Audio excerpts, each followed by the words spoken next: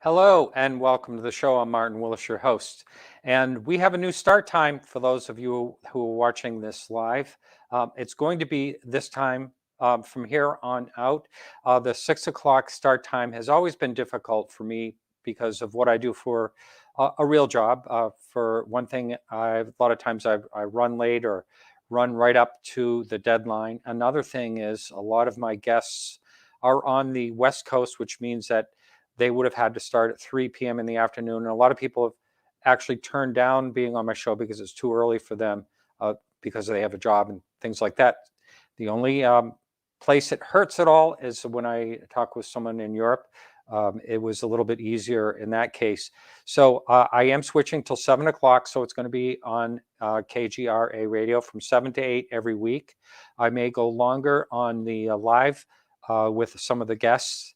And this day is no exception with my good friend Lee Speigel.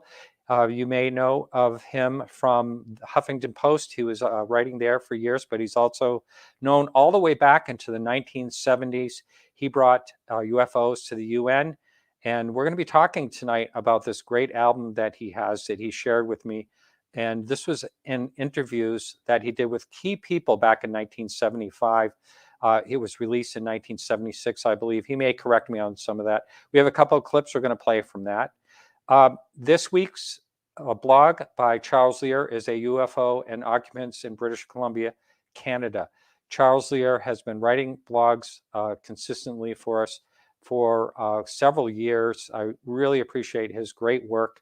He also has a book out. I encourage anyone that would like to get his book, and it is called The Flying Saucer Investigators. He was on here as a guest, and we were talking about that. But he does great work. It's a great book. I'm getting a lot of feedback about his book. A lot of people really love it. And without further ado, I'd like to bring in my friend Lee. Welcome, Lee. Well, thank you, Martin, for inviting me on. I was curious. When are you going to tell the audience about your day job working in the intelligence community for the Well, government? eventually, eventually I will. Along with Richard Doty and those other people I work with. Yes. Well, we need to know what you know. Yeah, that's right. Yeah. No, I don't think there'll be any surprises like that coming out of me. But Okay. you never know. You just might have started something, a rumor, and now it's UFO Twitter. I can't Wow. wait to see it Have flying we've around. opened the Martin Willis Pandora's box. That's right. That's right. So you've had a couple of changes lately, and you're on Unix. How do you say that? Did I It's pronounce that correctly? no, it's actually UNX. On X. Yeah, Okay. just the letters UNX, which really kind of stands for unexplained. I And get so it. it kind of encompasses all things paranormal. So I not only am I doing my own show there now on Thursday nights, but I'm also the managing editor for the UNX magazine. That is a quarterly issue. And I've had some really interesting stories so far. What I've brought to the magazine was, instead of just writing a story like I used to do with the Huffington Post, um, I'm offering for the monthly. Well, it's not a monthly; it's a quarterly issue. Each issue will have basically the interview of the issue, and I'm choosing really interesting, who I think are newsmakers in the field of paranormal UFOs, and in fact, you are familiar with the gentleman who is my interview subject in the current issue that just came out. The overall theme of the magazine is time travel, and my interview is with Montana Tech archaeologist, anthropologist, Dr. Michael Masters. Yes, great guy. He's going to be coming up on the show in the next, I think, the next month or so at Yeah, some point. Yeah, he's very funny. He's very interesting, and what a theory! He has a really great theory. I mean, boy. is as good, if you ask me, as good as any other theory that's out there on He what has these things are. he's opened my eyes. I've actually gone through changes, or my attitude about UFOs, over the last 50 years that I've been involved with reading and researching and offering information to the public about UFOs. And I remember when I first started out, my attitude was, "Oh, they must be from Alpha Centauri. They must be from the Pleiades. Or why not Zeta Reticuli?" Yeah. Uh, and my attitude was, this technology must mean they have to be coming from other planets. Now I've sort of modified that. I think that some UFOs, like our old friend, nuclear Stan Friedman. physicist Stan Friedman, Yep. used to say and says on the album that we're talking about tonight, he starts it off by saying some UFOs are definitely, intelligently controlled extraterrestrial vehicles. Yes. Uh, and I believe that. I don't think all unexplained UFOs are that. Hmm. Because, geez, as we now know, ha- is there anybody out there who hasn't yet seen the new images from the James Webb Space Telescope? They're just beautiful. Wow. I Yeah. mean, this to me, if anyone ever says to me, "Hey, well, what do you think is proof that we're not alone?" That's proof. Look at the images and what it's showing, and it will make all of us seem so. Insignificant. I was going to say insignificant, but maybe that's not the appropriate word to use, because I don't want us to think that we're insignificant. But oh my God, the images are now showing, and the scientists are saying, without denying it, yeah, we're definitely not alone, because look at who our neighbors are. They're everywhere, everywhere we look now. And now we can see right there, we're looking at a very, very tiny, tiny grain of sand image of That's right. outer space that shows thousands of galaxies. And people have to understand, if they don't know what a galaxy is, we live on a planet. Our planet is one of several that is in orbit around what we call the sun, but the sun is a star. We know that galaxies are made up of like billions and billions of stars. And now astronomy is telling us those billions and billions of stars in each galaxy contain, they have planets orbiting them. Hmm. And so the numbers are so it's not scattered, it's just mind-boggling. We almost can't conceive of what we're talking about here. That we I don't think anybody that logically thinks about this will say, yeah, we're the only ones out here. No, we couldn't possibly have been.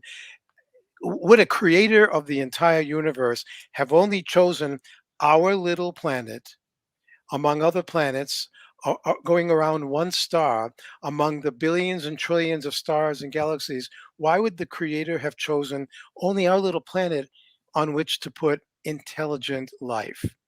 Right. Can't I buy that. agree. You can't I buy that. agree. Always love this Arthur C. Clarke saying Oh the two yeah. possibilities exist: either we're alone in the universe or we're not. Both are equally terrifying. I mean, yeah. It's like, wow, we have to grow up to the possibility that we're not alone. And back in 1968, at the Air Force Academy in Colorado Springs, in a textbook, a science textbook that was only seen by Air Force cadets, our future military leaders, and the science physics textbook, which was called Introductory Space Science, Chapter 33 was titled Unidentified Flying Objects. And in this chapter, in 1968, the Air Force described to their cadets very strong cases of where mankind, has been reporting and interacting with unidentified objects going back almost 50,000 years.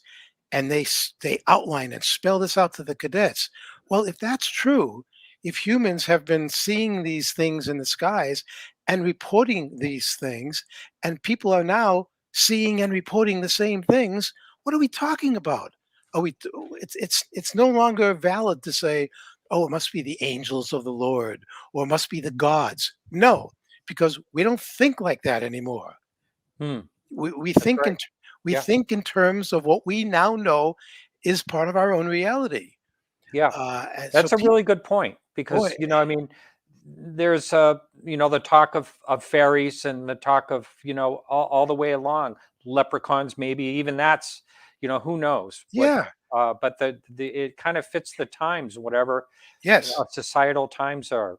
Um, so here's a question. I don't believe in all these years that we've talked and known each other, I don't believe I've ever asked you this question. uh-oh. Maybe I have, but Okay, all right. no. Are you an American? No. Are what got you interested? I know you were in the 70s, you were interested in this topic and doing amazing work. We'll talk about that in a few minutes. But what got your interest to very begin with? How old were you when you first were fascinated with this topic? Well, I'm going to say that I first began to hear about it in the news around 1970 71, when a book, actually no, maybe a little earlier, the book called The Interrupted Journey by John Fuller, Yep. in which he described the amazing story of Betty and Barney Hill of New Hampshire. And I grew up in New Hampshire. And in fact, I went to college just a few miles south of where their close encounter, abduction, whatever the incident was, happened. And when the story broke, it broke first in New Hampshire and became a big story before it went national, because it was really the first story of anyone in America, I believe, where somebody actually claimed to have been abducted or kidnapped and taken aboard either a ship or taken somewhere where uh, they were put under examination by some kind of beings. And that's probably an updated version of the book from the original. And I became very, very good friends with Betty Hill. This was after Barney had passed away, and she and I became friends in 1975 when I was working on my documentary record that we'll talk about later. And just to meet her and to get to know her and spend time with her, and you and I are also friends with a woman who's probably the most knowledgeable expert in the whole Betty and Barney story, would be Kathleen Martin. Yeah. Kathleen, who is an expert in her own right in people who are now they're called experiencers, people who have had the close encounter of the third kind experience. But what people don't know, unless you tell them, is Kathy Martin was the niece of Betty and Barney Hill. Yeah. And so when Betty and Barney returned home, having lost 2 hours of time somewhere along the journey from Canada to Portsmouth, New Hampshire, uh, the first person that Betty called when she got back to their home, she got on the phone and called her sister. And on the other end of the line, where her sister was listening to this encounter story, was a young Kathy Martin who was hearing her mother's side of the story. So Kathy was like the second person to hear about this, uh, and it's an amazing story.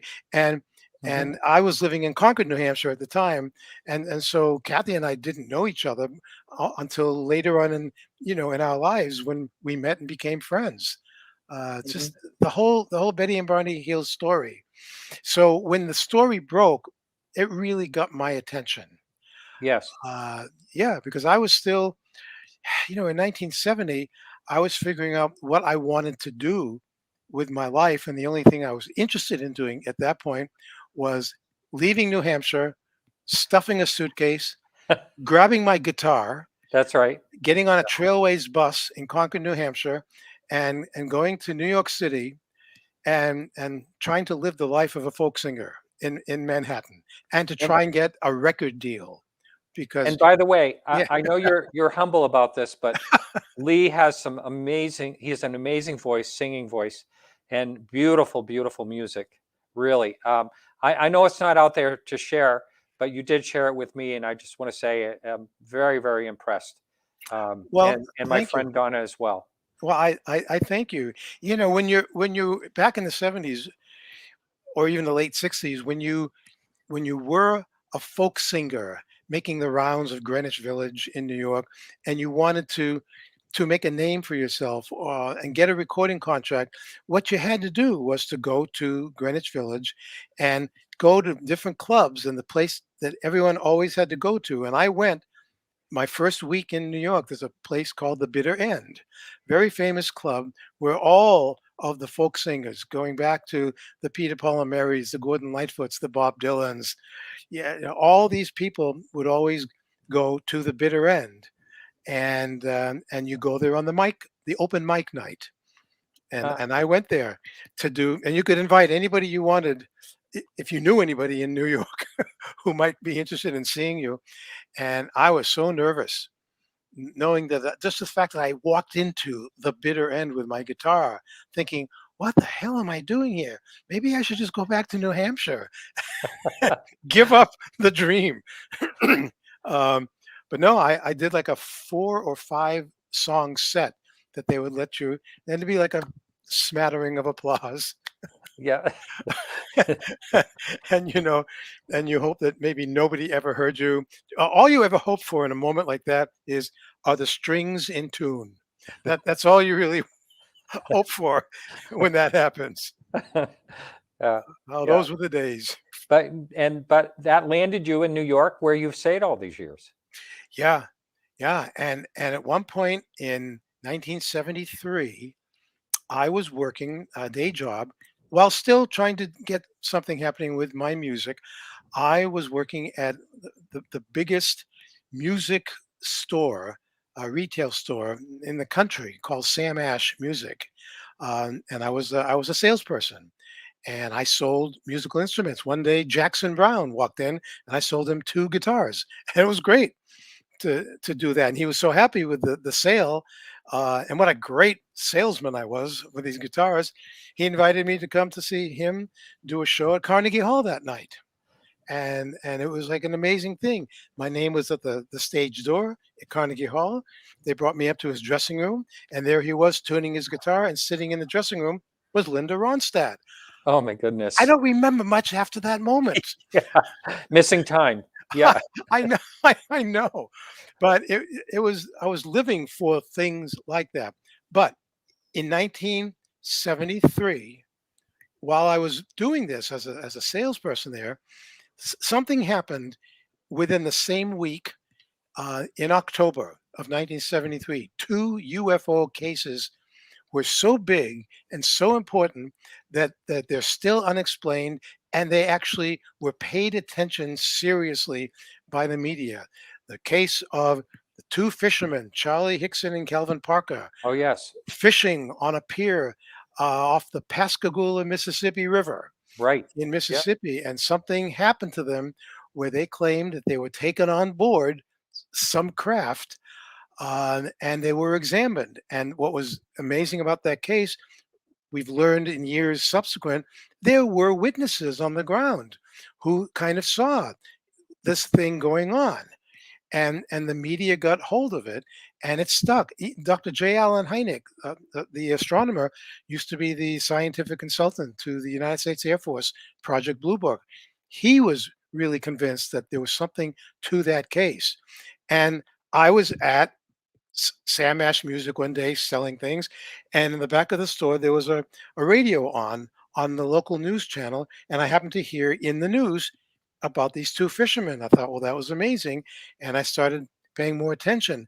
And in the same week, over Ohio, a 4-man Army helicopter crew almost collided with a UFO that they thought it was going to kill them. Larry Coyne. Larry Coyne, Major Larry Coyne at the time, And he was we're going to play a clip on. So I think this is a good segue okay. in, but continue on, but into what made you decide to do your album. Well, that's the thing.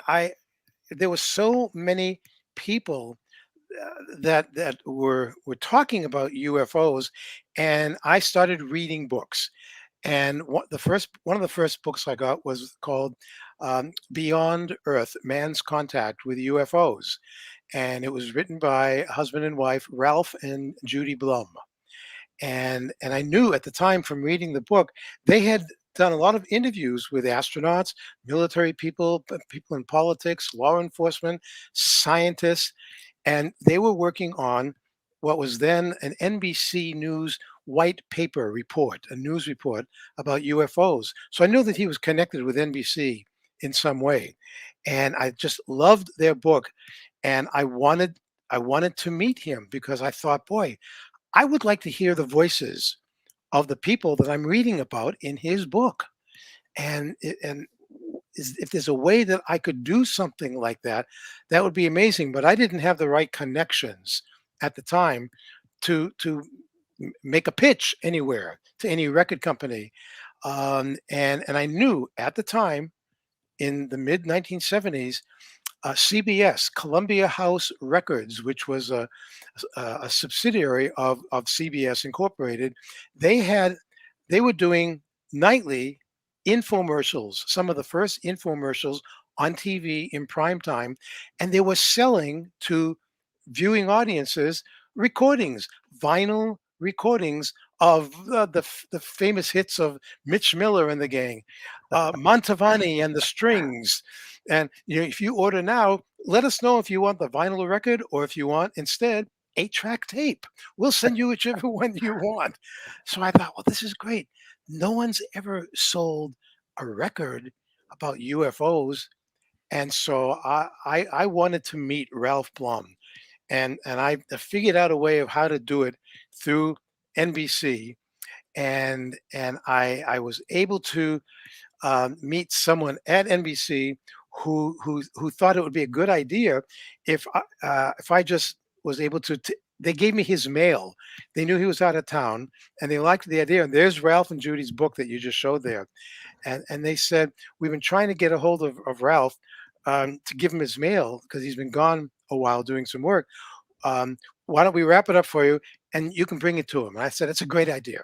Thanks. I'd love to do it. And so that day, same day, I took a cab up to their apartment in New York City and rang the bell, and there was no answer. So I couldn't actually just give him the mail.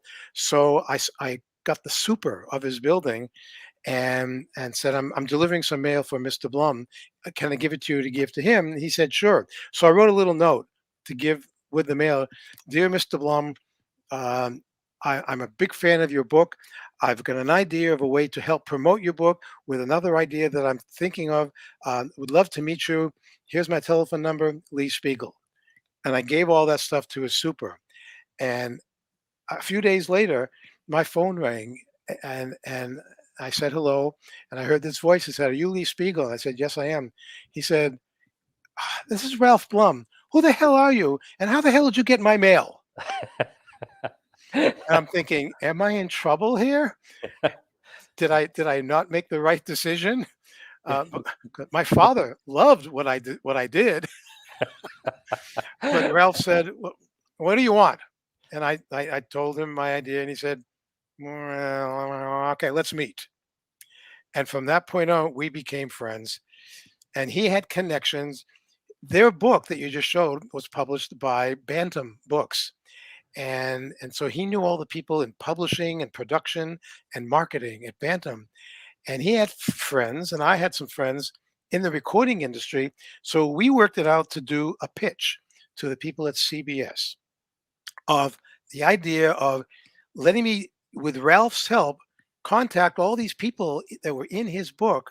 He gave me all their contact information so that I could start calling them and ask them if they would be interested in having me come to visit them wherever they were in the country and interview them for a vinyl documentary recording that I was going to produce for CBS. And people said, sure. And we worked out the deal so that if they bought the record album from the TV commercial we ended up having for it, if you didn't like the album or the 8-track tape, well, okay, you could send the album back to us, but keep the book, keep the Ralph Blum book as our gift. How You about know, that? Yeah. you don't see much of that kind of stuff anymore. No, no. But it was the Yeah. first time. It kind of became an instant classic in ufology. It was the first time that a major recording company like CBS offered a UFO product to the public. It was the first time that a UFO documentary was presented on TV in a 2-minute infomercial. And it was one of the first UFO products that Dr. J. Allen Hynek chose that was offered for sale in the renowned Edmund Scientific catalog at the time. Edmund Scientific approached Dr. Hynek and asked him if he would choose some products related to UFOs because they wanted to devote an entire section and page in their science catalog. And so he chose a variety of things like best books he liked, best slideshows, and mine was the only record that was offered. And it was like, wow. It just, I couldn't believe my luck of getting that far so quickly. And so, okay, I came to New York with a guitar looking for a record contract. And I finally got a record contract, but it had nothing to do with folk singing. It was about chasing extraterrestrials. Go figure. Well, it's great, and I'd like to play a couple of clips. I'll start Sure. out. This is from side one, Okay. and so just for the listener and the people watching live, it's 6.5 minutes. The other one is about 4 minutes, but this is 6.5 minutes. I'll play it right now. Here it goes. October 18, 1973. A terrifying encounter takes place between a 4-man crew aboard an Army helicopter and a UFO, while the crew is en route to Cleveland, Ohio from Columbus. This mid-air drama is witnessed by several ground observers and is considered to be one of the most impressive sightings in history. The commander of the helicopter, Major Larry Coyne, and his crew thought at first that the light on the horizon was a radio tower beacon. The crew chief on the helicopter observed a light, a red light, on the east horizon. He then informed me that the light was closing on the helicopter, that it was coming at us on a collision course. And I looked to the right and I observed that the object became bigger and the light became brighter. And I began to descend the helicopter towards the ground to get out of the collision course path. And this object continued to come directly at the aircraft. It was like a missile locked onto the helicopter. It looked like we were going to collide with it, and we braced for impact. Then I heard the crewman in the back say, "Look up," and I did, and I observed this craft stop directly in front of us. It was hovering right over the helicopter. We assumed it was a high-performance fighter, but when it stopped directly in front of us, all four of us realized it was no high-performance aircraft. This craft, from the angle that we saw it, was cigar-shaped. These 4 men are trained military personnel with thousands of hours of flying time behind them. What occurred next might seem like science fiction, but it happened. We were 1,700 feet. At this time, I was worried we were going to hit the ground. And I looked at my altimeter, and our helicopter was 3,500 feet, climbing 1,000 feet a minute with no changes in the control. We went from 1,700 feet to 3,500 feet in a matter of seconds and never knew it. And there was a bump, like turbulence, at which time we had control of the aircraft again. And then we continued on to Cleveland. To encounter a UFO, when it does approach the aircraft, you have no idea what it is. Well, I think if it wanted to collide with us, it could have. But you can't get away from it. You don't have that much time to respond.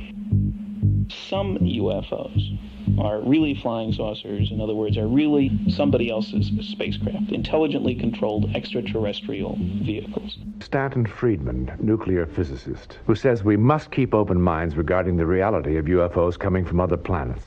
They probably come from a variety of sources for a variety of purposes. Certainly there's an intelligence behind the maneuverability. And one of the places where even people who want to believe in UFOs come a cropper is they don't understand the maneuverability. That's not mystery, it's technology. When somebody says that that bit of UFO behavior is impossible, what they mean is, I don't know how to do that. And if I don't know how to do it, it must be impossible. Well, that kind of approach is obviously ridiculous. I mean, it's not scientific. In our own space program, many UFOs have been reported by the astronauts. The first sighting took place in June of 1965 on the Gemini 4 mission. Astronaut Jim McDivitt caught sight of a strange-looking object out in space. At the time that I saw it, I said there was something out in front of me or outside the spacecraft that I couldn't identify, and I never have been able to identify it, and I don't think anybody ever will. We were in drifting flight, and my partner, Ed White, was asleep. The spacecraft was drifting around, and as it was rotating around, I noticed something out in front that was a white cylindrical shape with a white pole sticking out of one corner of it. It had about the same dimensional relationship as a beer can with a smooth pencil sticking out one corner of it. I couldn't tell how close it was, and I couldn't tell what the size was. I thought I might run into it, so I turned on the flight control system, and in the meantime I grabbed two cameras which were floating in the spacecraft, and I grabbed one and took a picture, and I let go of it and I grabbed the other one and took a picture. As the sun shone on the window, I could no longer see out, and the thing just disappeared. I never did find out what it was, and nobody else ever did either. They checked the NORAD records to see what they had up on radar, and there wasn't anything within very close range of us. I've seen the photos that were released. I've seen them published in magazines and newspapers. Now, I went back and went through each frame of all of the pictures that we took after the flight, and there wasn't anything in there like what I had seen. General McDivitt has made it absolutely clear that NASA never did show him any pictures of the object which he photographed. Another astronaut, Colonel Gordon Cooper, originally was assigned to a jet fighter group in Germany during the early 1950s. He recounts the day a group of circular objects passed over the airbase. A weatherman spotted some strange objects flying apparently at fairly high altitude with some large binoculars while tracking a weather balloon. Before long, the entire fighter group was out peering through binoculars at these groups of objects coming over, and all in very strange patterns resembling fighter formations. But unlike fighters, they would almost stop in their forward velocity and change 90 degrees, sometimes in their flight path. We never could get close enough really to pin them down, but they were round in shape and very metallic looking. Personally, I believe in UFOs, and my personal opinion is that I think that they are very likely travelers from some other planet, if not in our galaxy, in a neighboring galaxy. Visitors from some planet that is hundreds or thousands of years more developed than we are.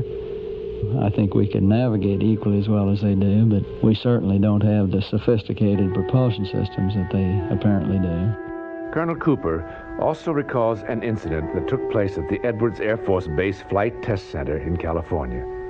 And to this day, the photographic evidence is unavailable. The case of one that landed out on the dry lake bed right out from a number of camera crews we had who filmed it, and the film was there and sent forward to safekeeping somewhere in Washington, never to be seen again.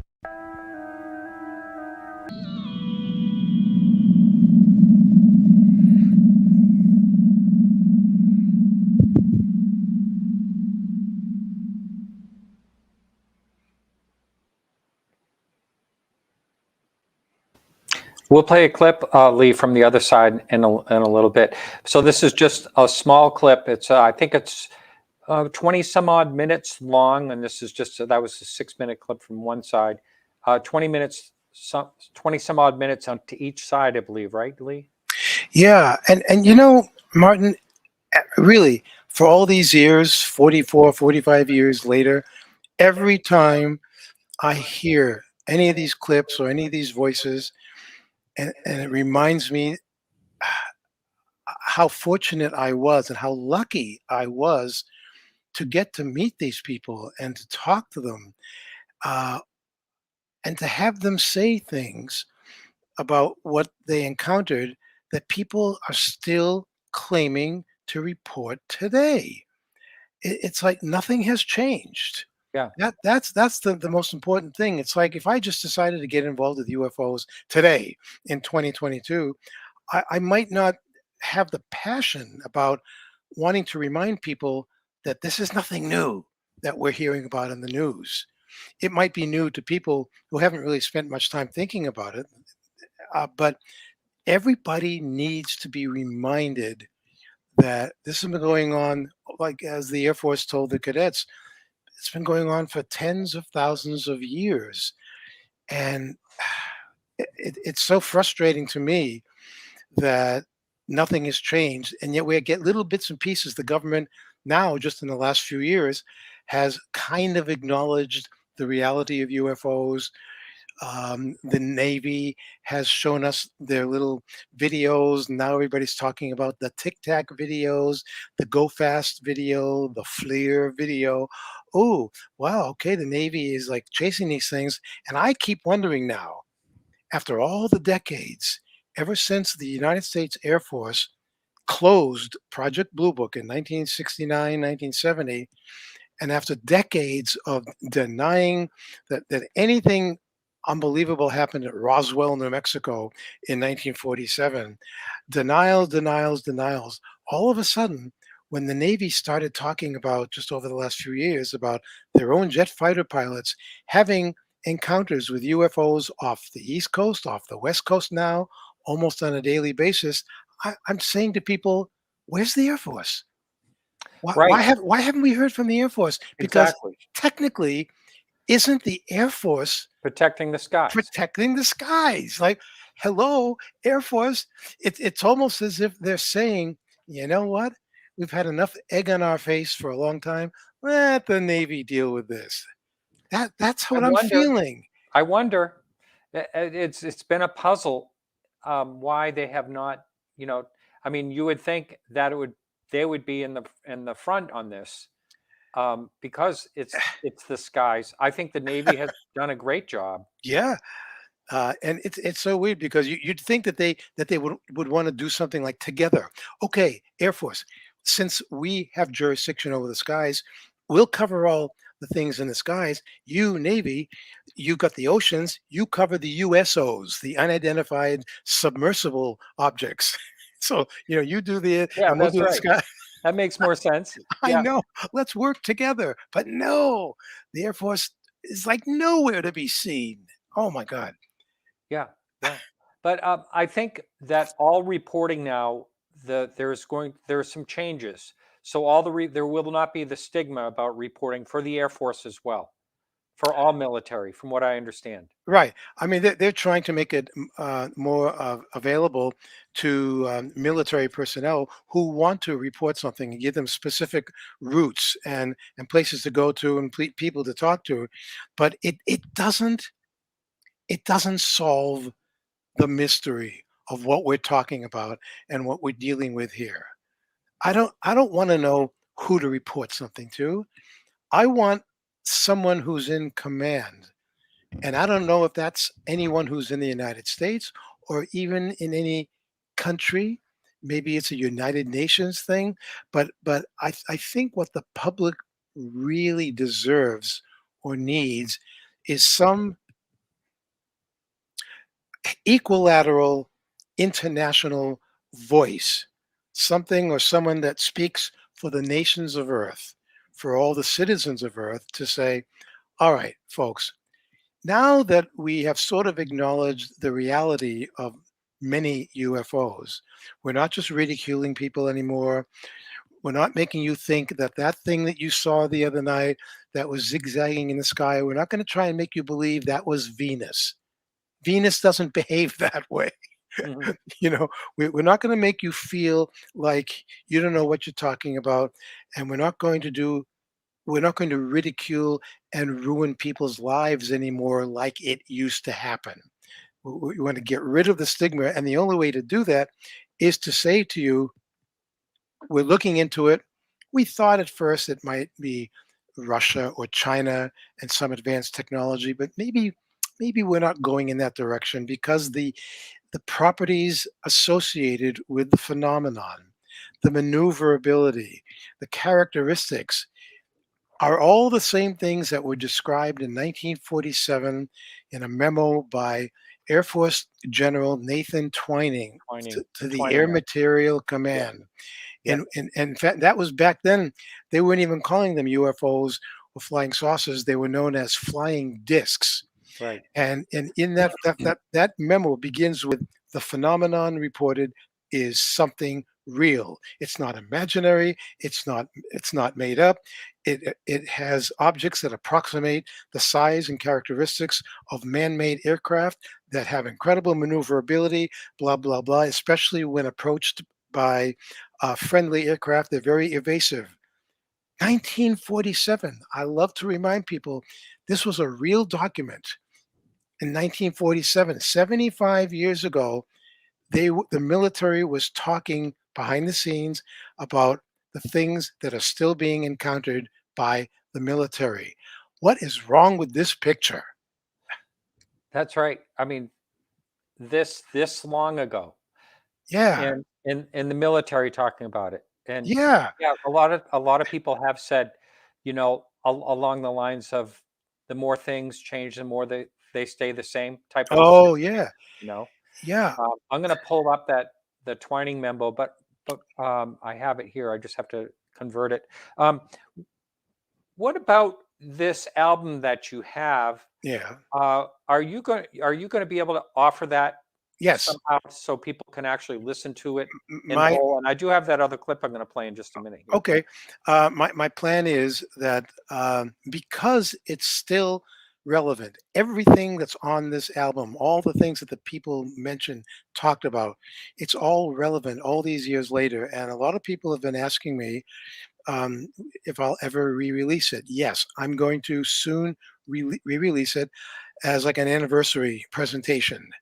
And what I will do, Martin, is as soon as I'm ready to go with that, I will let you be one of the first people that will offer it to you, to offer it to your listeners, and then we'll put it out there. We'll post all kinds of notices about it. We'll do it through the Onyx network that I'm on. But once I make the decision to do this, I really want people to hear this, because every time I hear it, and God knows how many times I've heard it now over the last 5 decades, I keep thinking, my God, this is still relevant. Now, you obviously were right there when these people were talking, right? Oh yeah. So there's some icons here. J. Allen Hynek, of course, who you knew, who you had a friendship with. But Gordon Cooper, I think he was an amazing guy. I always thought he was wonderful, and several other people. And I'm going to play your side two. This is a shorter clip. This is only about 4 minutes on this one right here. Here we go. Congressman J. Edward Roush. The people should be told, I think there's nothing which is more frightening than to be confronted with something that is new, particularly in this area. And through knowledge, we can perhaps relieve the fears of a lot of people. I want to know. I should know. I deserve to know. And this curiosity which I have and which is whetted by the various sightings is such that I want to pursue it. Just as I think the great majority of the American people would like to pursue the question in order to come to the place where they have an answer. Major Donald Kehoe.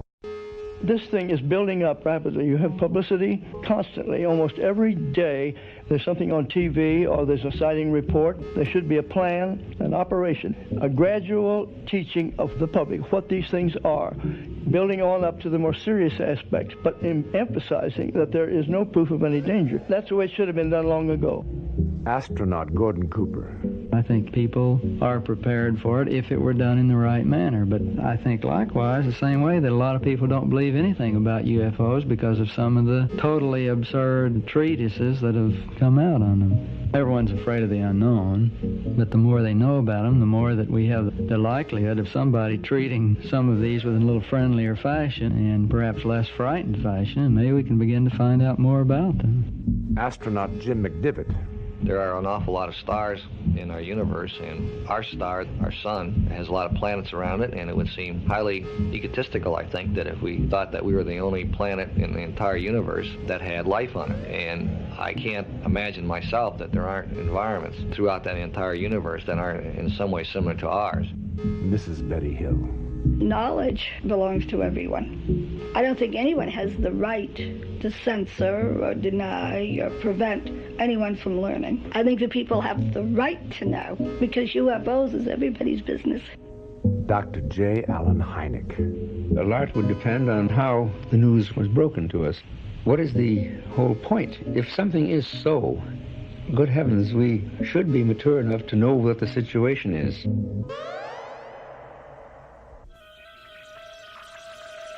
We're just now beginning to explore beyond our own planet.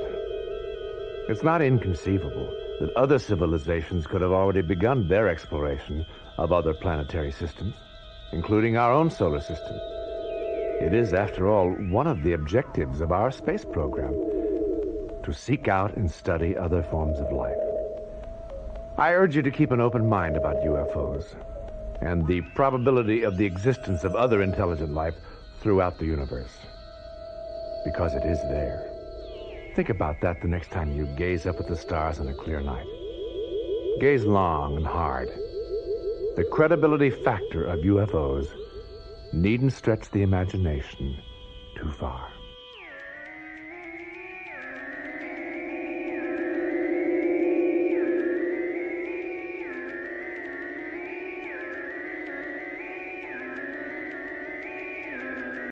I'll get to it.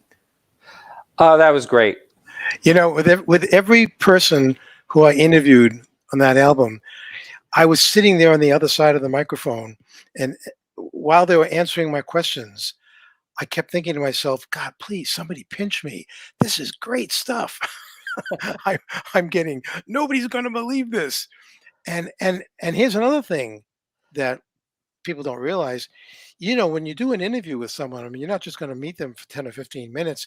You're going to sit with them for a while, spend a day with them, and get a lot of really good information in an interview. I can't block them. And like you edit down to the most interesting, relevant stuff to put on a 45-minute album. And I still have all the original interview tapes that has stuff on them that no one has ever heard. I haven't even listened to these recordings in almost 50 years. So there's a lot of stuff there that is just sitting there waiting to be heard. And that's one of the reasons that it's almost forcing me to re-release this, to give, I guess, a new generation of people maybe another piece of credibility in the UFO field that maybe wasn't there. So I'm proud of it, have always been proud of this. And if it wasn't for this record album, I never would have made it to the United Nations without this album. Yes, let's talk a little bit about that. That is just totally amazing to me. Well, after the album came out in 1976, and we sold some copies of it, and it did pretty well. And several months went by, and I started thinking, well, okay, I've done this album. What left is there for me to do? I mean, really, you know, who am I? I mean, you know, what else do I think I can do? And I thought, boy, I would like to reach a larger audience somehow, if possible. And a couple of people, friends of mine, had said, well, why don't you take it to the United Nations? And I thought, well, I don't know, United Nations, really? And then others said to me, no, you can't just go to the United Nations and knock on the front door and say, hello, may I come in and talk to someone about doing a presentation here about UFOs?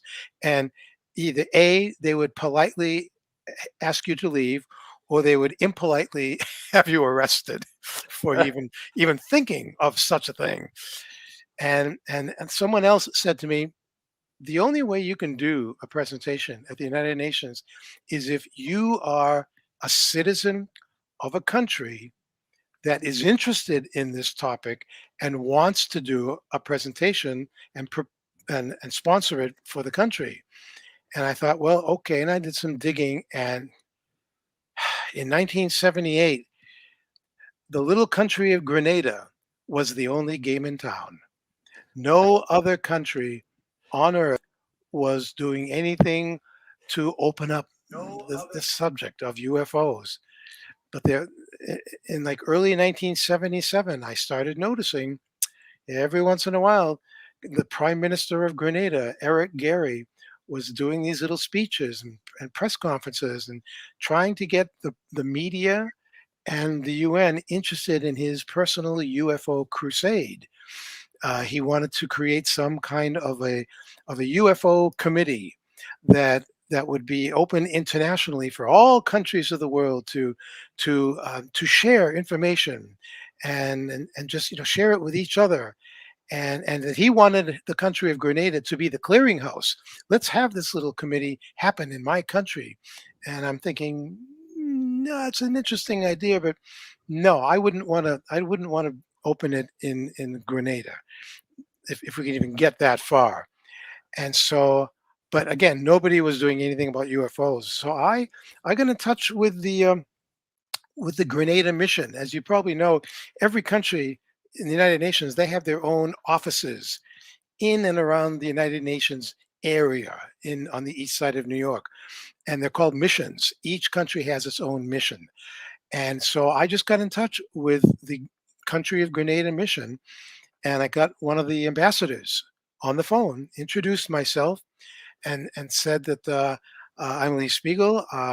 I just recently finished producing a recording, a documentary record album for CBS. I wanted to say that so they would understand that I did something for a large company. And I would like to present my album to your prime minister as a gift, because I have an idea of something that I could do that could help him and you and your country to be heard by the United Nations. And they said, come on down, bring your album down. Not come on down to Grenada, but come on down to our mission. Yeah, take a subway, come see us. And I did. I brought a copy of the album when it was still a vinyl album. And they were very nice to me. And they were going to forward the album to Grenada, to the prime minister. And they said they'd get back to me. And a couple of weeks later, one of the ambassadors called me and said that Prime Minister Gary was coming to New York soon to be knighted as Sir Eric Gary in a big ceremony at the UN. Would I like to be there? Would I like to come and be part and watch the ceremony, because the Prime Minister would like to talk to you about your idea? And I said, yes, I would love that very much. Thank you. So in the meantime, I put together an actual proposal, a proposal of what I would like to do at the United Nations, who I would bring, what I would show there, how I would do it, what the timeline of it should be. And I brought this proposal with me to the UN, and it was the first time I ever set foot in the United Nations for the coronation, the knighting of Sir Eric Gary. It was a whole big deal. It was very nice to be there.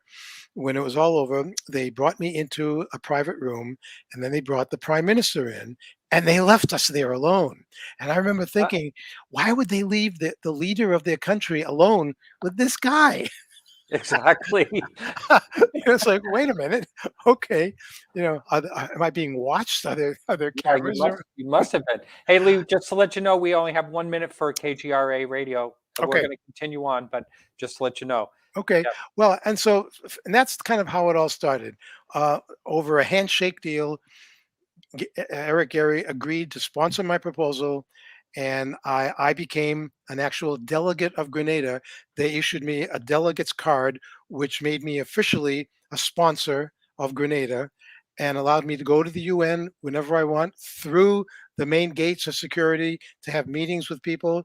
And because of what I was doing there, word got back to the State Department of Washington, we later learned, and they were also keeping an eye on what I was doing with the people that I was bringing to the United Nations. And then Great. on and Hey, on. Lee, all right, so we're just going to say goodbye right now to the people at KGRA Radio. If you're watching on Facebook or YouTube, hang in there. We'll be right back.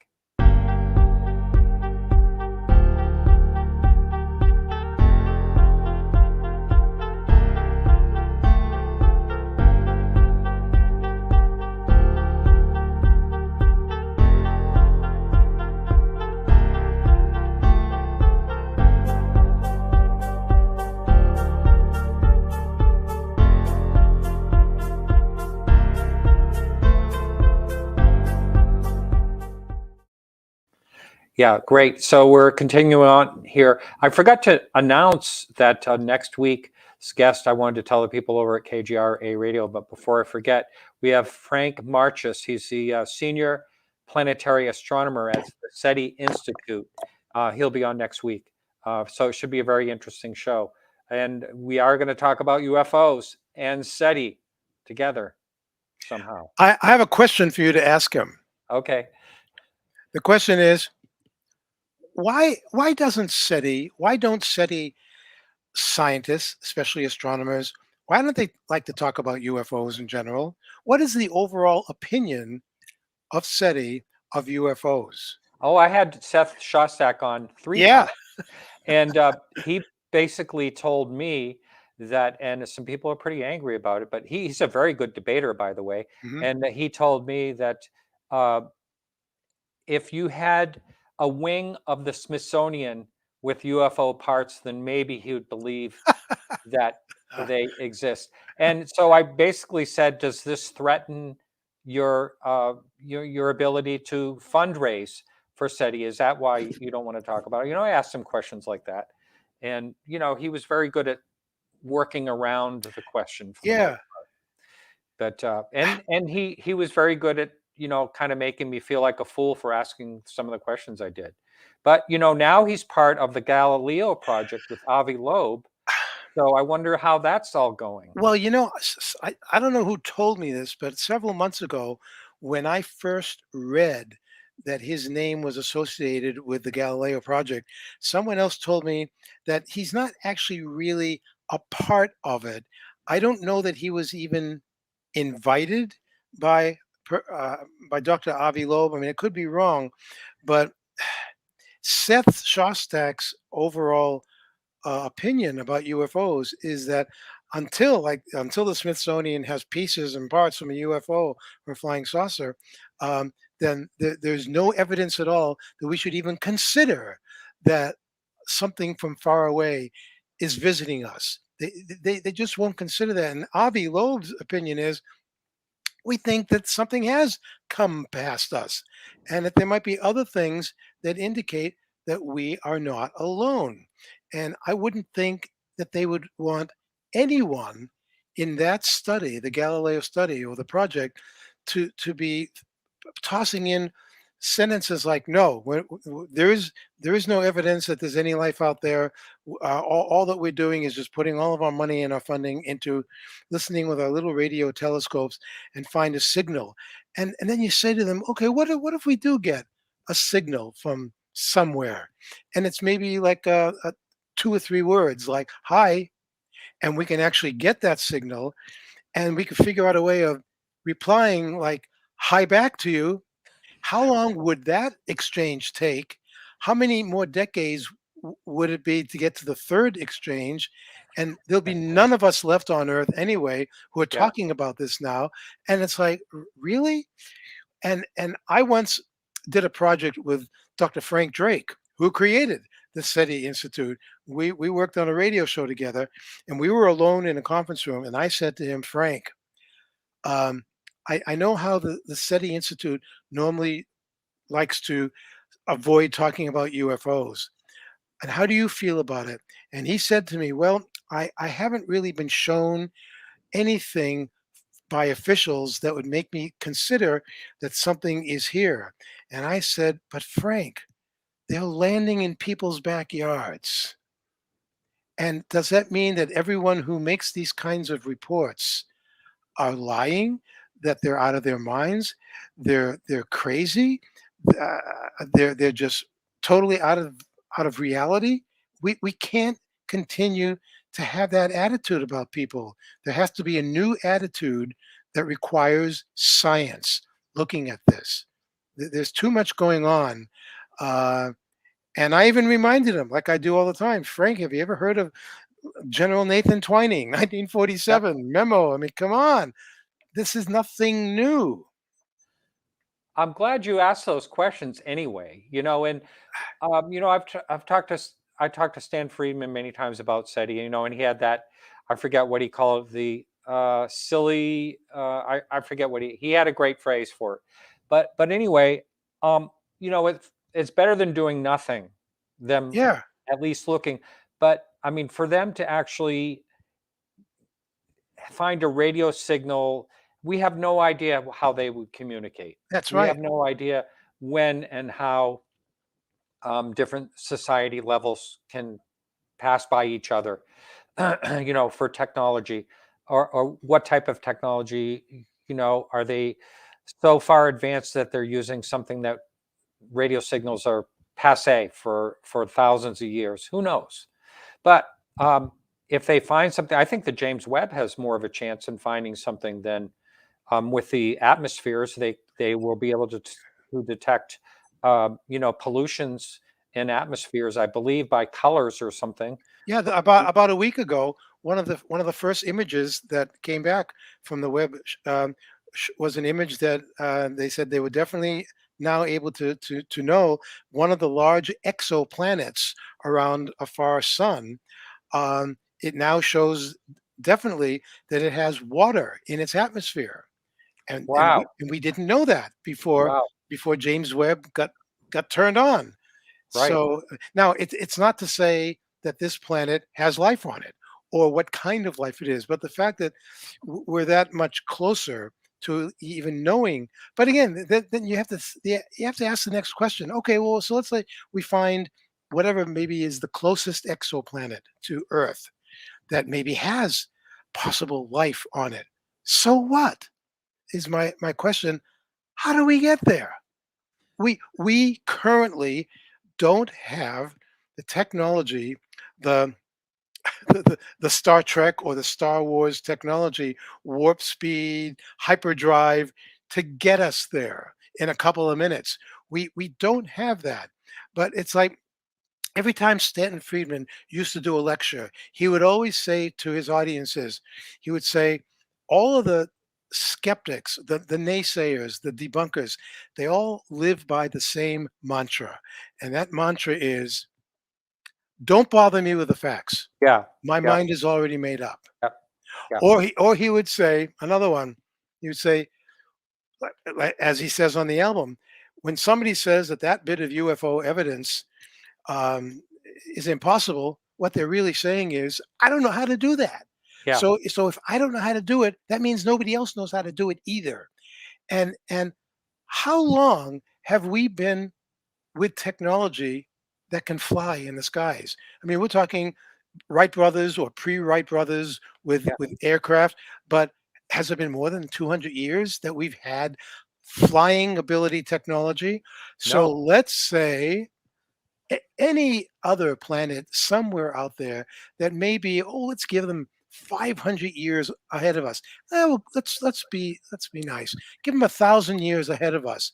You think someone who's 1,000 years ahead of us now has the ability to do some hopscotching through wormholes, or better yet, time travel? The whole Michael Masters idea of many UFOs could be us, our descendants, using time travel technology in the distant future to come back in time to study their own past. Gotta love that. Yeah. Yeah. I do love that. I think that is a Oh, fantastic thought. So I actually got to see the James Webb telescope as it was being built. oh, cool. And I took a bunch of pictures, just looking for them now. I have them somewhere. Ah, But people are all dressed up in their like hazmat white suits, and yeah. they were very, very careful this time because the Hubble the Hubble telescope, when that went up, it had 2 microns were off in the mirror, which caused blurriness. Yeah. Now the Webb had a folding type of mirror, which is really amazing that everything worked perfectly because they only had one shot at 1,000,000 miles away. That's right. There's no way we could ever get to it to work on it. Exactly. So Yeah. we had the one shot, and can you imagine with the billions of dollars? I think it went way over budget. They kept having to raise the stakes on that to make sure that it's at a very cold temperature, something like 300 below 0 Fahrenheit, and it has to maintain that cold temperature in order to work properly. So there's a shield for the sun. There's all these different things that are involved. It's really amazing technology.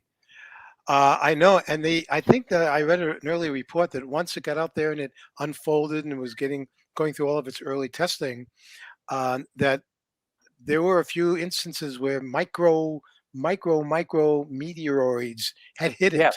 Yeah. Yep. But didn't. And they're really, going like 40 some odd thousand miles an hour. Yeah. And a Yeah. bullet travels at a fraction of that. A small Yeah. fraction of that. It's like, so the amount of money and the amount of risks, but so far, the rewards have been incredible so far.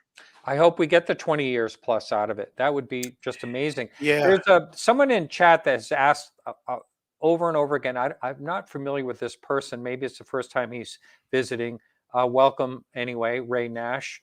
He wants to know why there aren't any interviews with Max Brazel.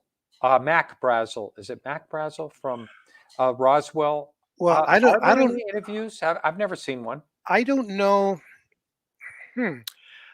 I have heard audio interviews that he had done, um, possibly with like one of the local Roswell radio stations, but I believe that he did them um, under the watchful eye of whoever was in charge of keeping things quiet on what it was that crashed on the ranch there in Roswell.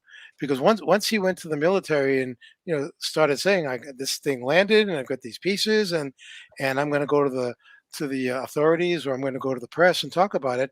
Well, then the authorities, as they did the day after the initial famous Roswell daily record report, military captures UFO or flying saucer, and the very next day, nope, it was a weather balloon. Sorry, we goofed. You don't make that kind of a goof. And so I think that Yeah. in order to keep Mac Brazel quiet without actually out and out making him disappear, was probably a way of allowing him to do some interviews.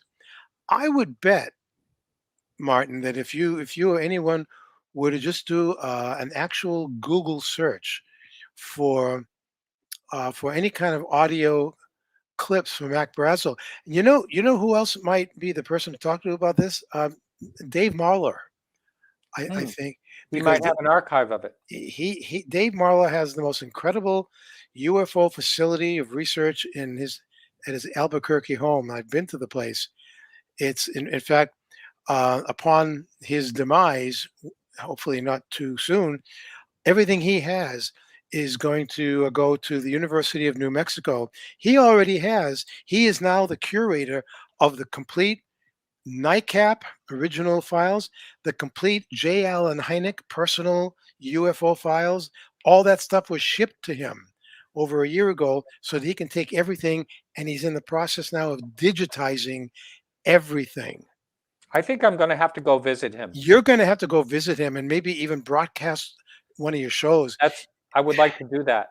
I'm He going would to welcome actually you. talk to him about that. And I know he'd love to have me out there. I'm going Yes, to actually yes, he see would. him I'm going to be in Shag Harbor in October. I'm going to do a talk up there. So that should be a lot of fun. And Dave and I are going to be hanging out together. Oh, that should be a lot of fun. Oh, good. Yeah.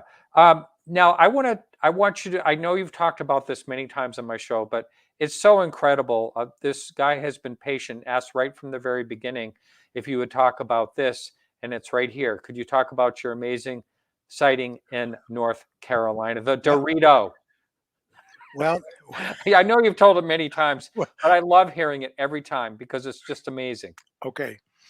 And at some point, I'm going to ask you, but not yet. I'm going to ask you to put one of those 2 pages up on the screen again that you were showing before at the end of both of the clips that you aired Yeah, before. I do have that. Okay, but don't put it up yet. Okay. Okay. All right. I'll cue you for that one.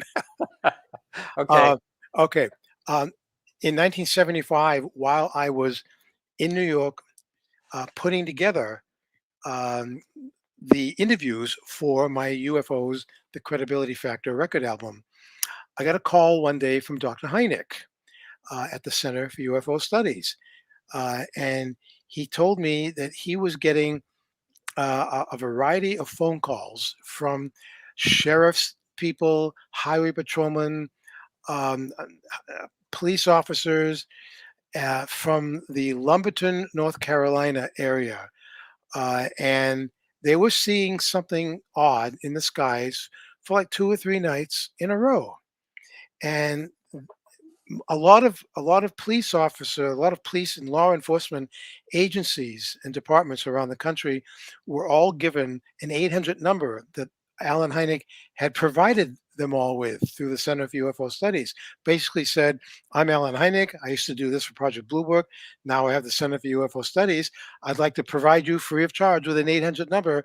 If you folks get inundated with calls in your area, give us a call. We'll see what we can do to help. And so the Lumberton police officials contacted him and said, we don't have any people down here that can investigate this. Can you come and help us with this? And he asked me, he said, I know that you're working on your UFO album, but do you have any time to go down to Lumberton and check it out? And could you do some interviews down there with people who are seeing this strange object? So I said, what are they seeing?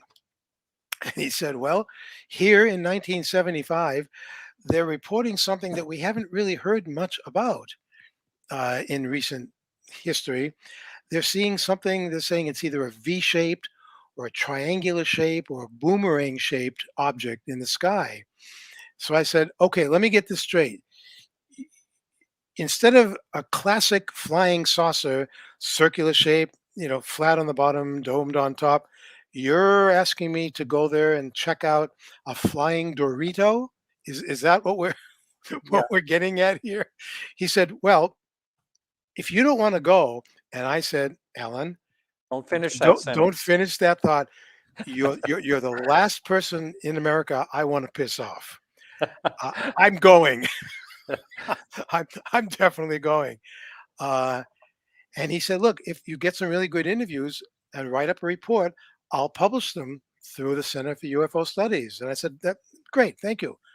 And off I went and actually flew down to North Carolina with one of the reporters for the National Star newspaper, which was competing with the National Enquirer back then in 1975.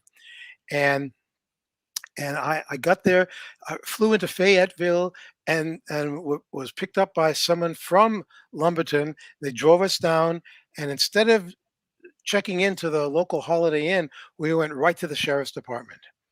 And that's where I met Sheriff's Deputy and Dispatcher Ron Thompson, who I'm still in touch with all these years later. And Ron Thompson was on the dispatcher board that night. And I was there for a while talking to a variety of people. And all of a sudden, after the sun went down, the calls started coming in to the board. And he said to me, we've got a lot of calls coming in. Let's go. And I said, well, tell me what we're going to do. He said, you're going to come with me in one car. We're going to have a police radio. We're going to keep in touch with the other police officers in different places. And we're going to stay in touch and see where this thing is being seen. And we'll follow it and try and catch up to it. And that's what we did. And off we went in pursuit of the flying Dorito. And I was really excited because I didn't know what to expect. What could you expect in a situation like this? But just a few minutes later, we're off in the wilderness there in the rural area outside of Lumberton, North Carolina, and we pulled up in front of this field, and everybody got out of the cars and turned off the car lights and the engines, and it was very quiet out there, and the only sound that we could hear in the area was a sound of animals that were very nervous about something. You could hear horses in the darkness. You could hear dogs barking. There's something that was bothering them, and there was no moon out to cast any kind of glare, and so we could see stars.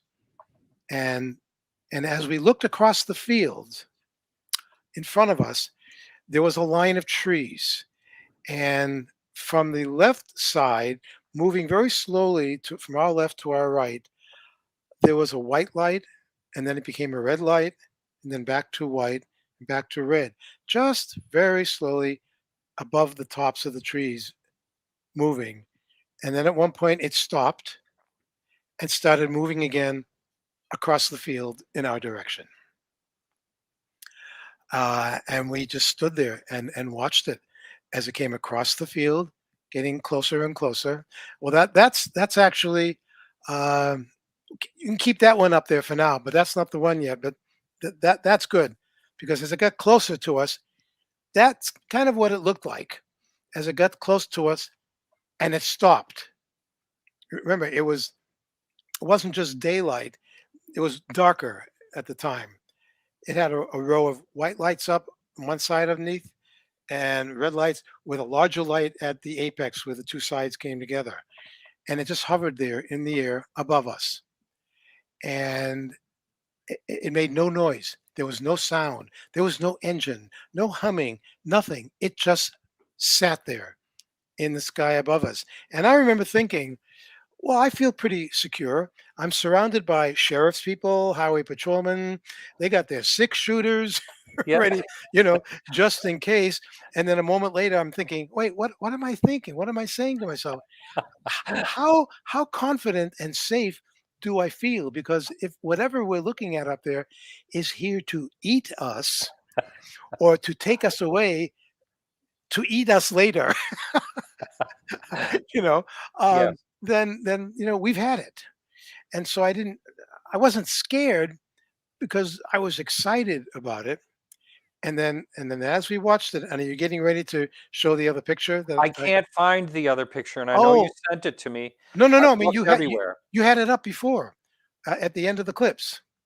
It was there were two Oh, pictures. oh, this one right here. Okay, now if Yes. you can zoom Okay. in on. I can't zoom in. That's the Oh, unfortunate okay. thing. Oh, But okay. there's a painting on the bottom right-hand corner that Yeah, kind of depicts the situation. yeah. You can And you can see the yeah, thing in the sky, and what you're seeing there is from the bright light on the top of it. It shot this beam of light down to the ground, and in the middle of the ground there, you can see one of the figures there with his arms outstretched. That was me. That the painter Dale Hendrickson painted me there to indicate that that's how close I was to this beam of light that hit the ground in front of us. And the beam of light was only there for a couple of seconds, and then it went back up into the craft again. Still no sound. Then the whole thing turned almost like an amber color and started moving quickly away in another direction. the whole thing turned. Yeah, it This was is like pul it it's was like not a pul it's not a good picture, but this is Dale no, that Hendrickson. Dale Hendrickson, he's a great Nice guy, by the way. he's And an he, amazing painter of yes, outer space, yep. scenes, and, he called me one day a few years ago and asked me to describe what I thought was the most amazing moment of our encounter, and I described this moment, and he said, "Would you like it if I could paint that kind of a moment and maybe offer it and show it at UFO conferences around the country?" And I said, "Yeah, I think that would be great." And I said to him, "Would you like it if I connect you with Sheriff's Deputy, now retired, Ron Thompson, who was standing next to me when that thing was in the sky above us?" Because let him tell his version of the story. You might as well get two people talking about it. And I connected him with Ron. And from both of our stories, he came up with that. Uh, And it's quite nice. I've seen that in person. Here, I just found another rendition of it, but it's pretty much clear there. And you look like the guy that looks like Serpico, right? yeah, Yeah, yeah, I think you were told that a few times. yeah, a few Yeah, times. yeah. Um, so, Serpico, or if you will, because of the folk singer Cat Stevens. Okay. Oh, Cat Stevens, yes. Um, That's a better of a picture of.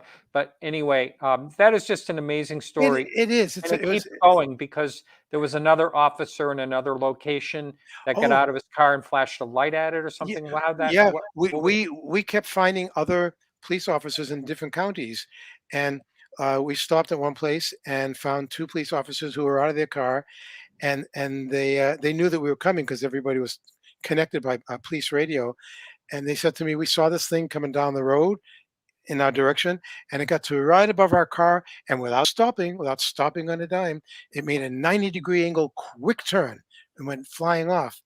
And I've talked with people who said if there was anything living inside this thing, they could not have withstood that kind of an immediate change of direction. But again, see, we're talking, this is what we think based on our knowledge Exactly. of how we would react in a technology that we don't know anything about.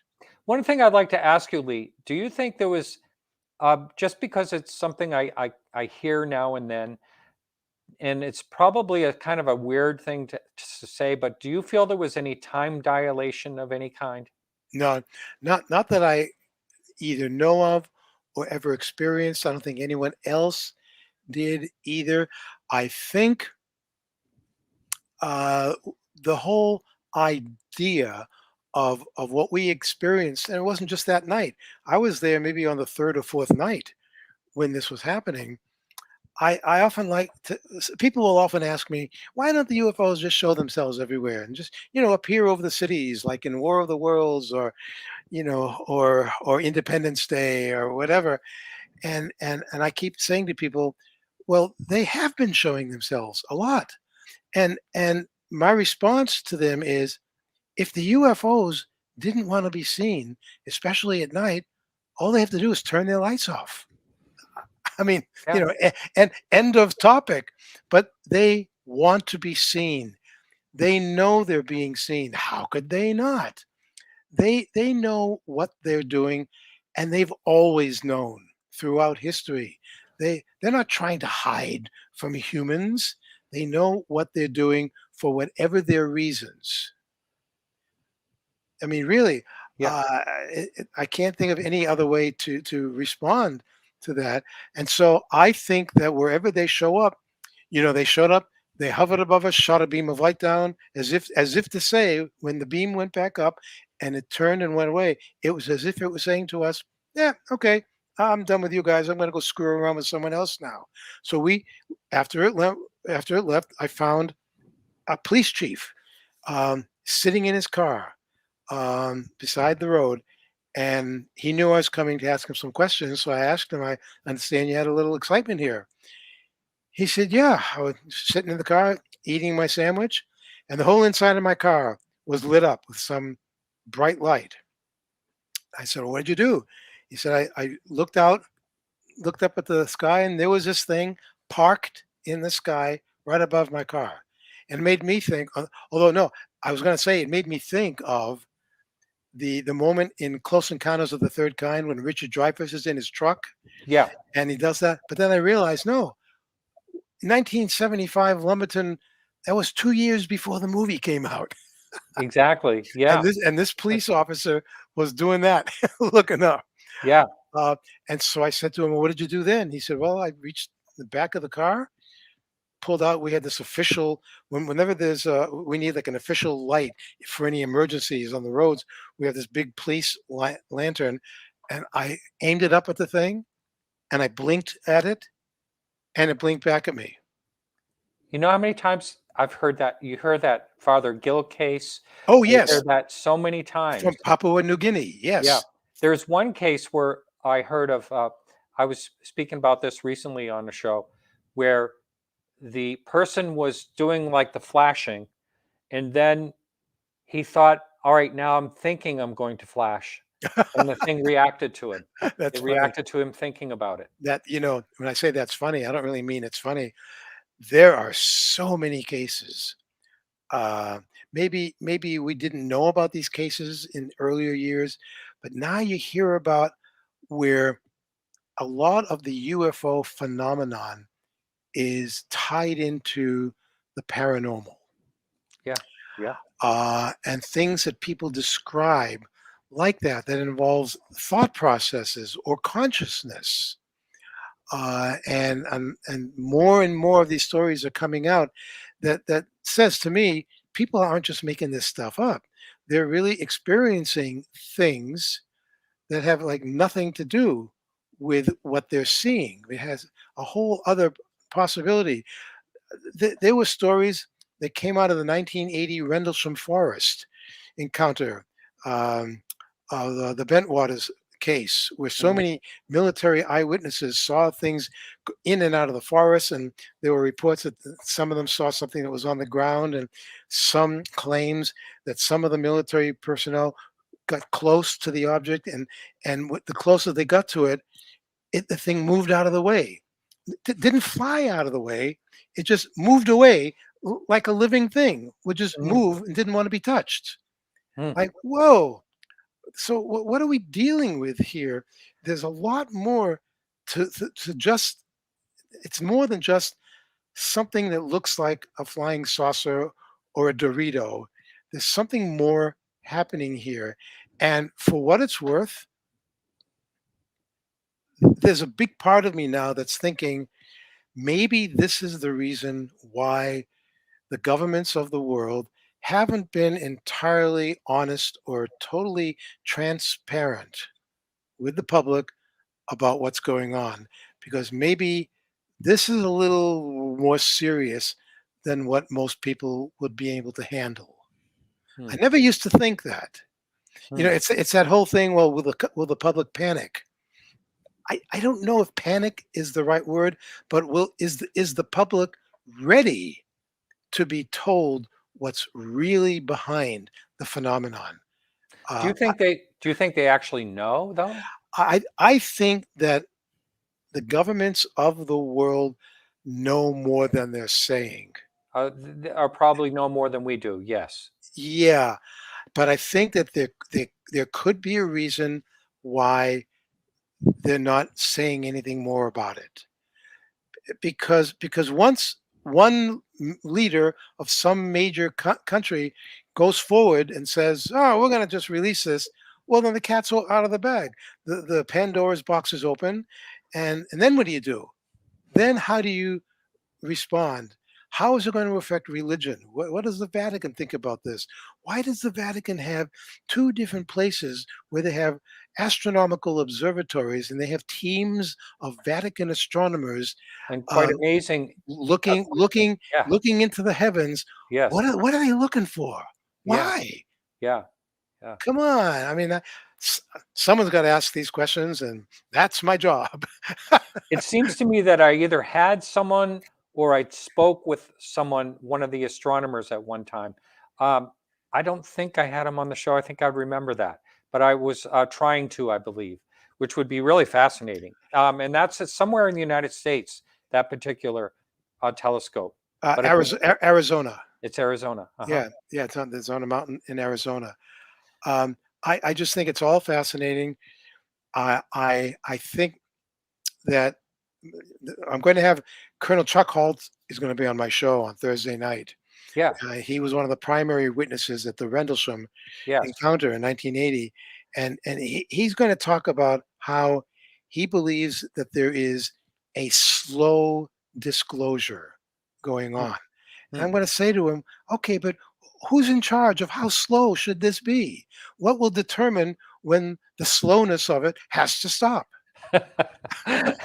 Good questions. I can't wait to watch that. I've had Charles on a number of times, and I hope to have him back. He's always a great guest. He's got a lot to say. Yes, and he doesn't mind the controversy of what he has to say, and I appreciate that. I respect him for that. And he's one of these people that wish it never happened. Yeah, he's very sincere about that. Yeah. So because he didn't need it as a part of his life, and he's told me that he's put it away for a while. Sometimes, kind of put it off so he didn't have to deal with it. But he always comes back to it. It always comes back to him. Actually, he told me decades ago when we first met. He said to me, "All that I will tell you right now is that when the truth finally comes out and the public is told what's really going on, it's going to change reality as we know it." And when he said that to me, I went, "Okay, I accept that, and that's a great way to end this interview with him." But it was like, wow, and I believe that. I think that it will change reality, and maybe he's right that it must be slow disclosure. But on the other end of that, what is it that they're going to disclose that requires it to happen slowly? I don't know yet. Yeah. I think also someone said something like that. And I'm trying to remember. Lou Elizondo said it's been happening. And I know you recently had a meeting with him. Yes. I know you can't really talk about that, but anyway, I think it's interesting. And I feel definitely that there's been a lot of changes I've been doing this for over 10 years. In the last 3 years, there's been some major changes in the attitude in general. It's an easy topic to talk about these days. Yeah. Nothing you want to worry too much about talking about and being embarrassed about. And I like that. I like that a lot because I don't feel like the total odd uncle or whatever you want to say, the oddball. In a conversation. I've always thought of you as my oddball uncle. Nephew. Or nephew. That's true. That's right. Yeah. That's right. I'd be the uncle. Yeah, that's right. Yeah. That's right. You're just a little older. Hey, Lee, so We're at the, I told you, an hour and a half tonight, and Okay. we're at the end of that. And so how, and did you say Halt is coming up this Thursday? This Thursday night. All right, so tell people how they can get a hold of that and watch that. Okay, well, it's going to be on. All they have to do is go to unexnetwork.com. That's unxnetwork.com. And if they do /stream, STREAM, so it's like unxnetwork.com /stream, that will take them directly to the page that is the page where you can just click on the play button and hear whatever's on the air live at that moment. Yes, so that's right. So it's 7 o'clock from 7 to 8:30 Thursday, and that's 7 to 8:30 Eastern time. That's right. Lee, I've really enjoyed our friendship over these years. As and have you I. always have fascinating guests. I love having you on. And I wish you all the best. And please do let us know when and how that album will be available. I will, I'll yes. definitely get the word out there. Thank you. Thank you so much for having me on tonight. I love talking about this stuff. Yes, you do. I hope I don't come across like an oddball relative. No, I don't think I'll get that feedback. No, but anyway, all my best to you, and thank you so much. Thank you. Thank you, Martin. All right. Take care. Bye. All right, everyone. So again, next week we will have, let's see, Frank Marchus. He's the senior planetary astronomer at the SETI Institute.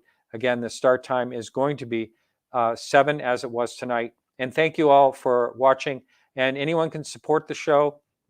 And that's over at podcastufo.com to support the show. And I would appreciate that, and do appreciate all the listeners. And I appreciate everyone that does support the show. And we'll see you next week. Remember to keep your eyes to the sky.